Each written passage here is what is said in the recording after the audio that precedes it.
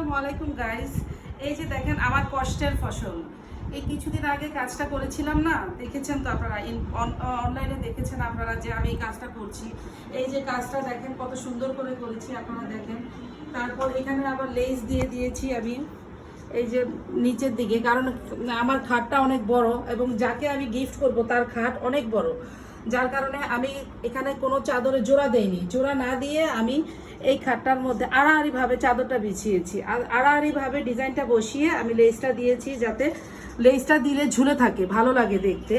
আর তার বাসায় এটা ফ্রন্ট সাইডে থাকবে, এটা সম্পূর্ণ সবার আগে এই লেসটাই দেখা যাবে, যার কারণে লেসটা দেয়া। আর এই পর্দাগুলো দিয়েছি, দেখেন কত সুন্দর করে পর্দাগুলো করেছি মাশাল্লাহ। এটা আমার এখন খাটের ইয়েতে ঢুকে গেছে, খাটের জন্য দেখা যাচ্ছে না, কিন্তু আমি অন্য রুমে আবার নিলে দেখবেন এটা কত ভালো লাগে দেখতে, অনেক বড় লম্বা চওড়া। আর কারো যদি বাটিক নিয়ে কোনো কিছু জানার থাকে প্লিজ ইনবক্সে জানাবেন, আমি আপনাদেরকে ধারণা দিয়ে দিব কিভাবে বাটিক করতে হয়।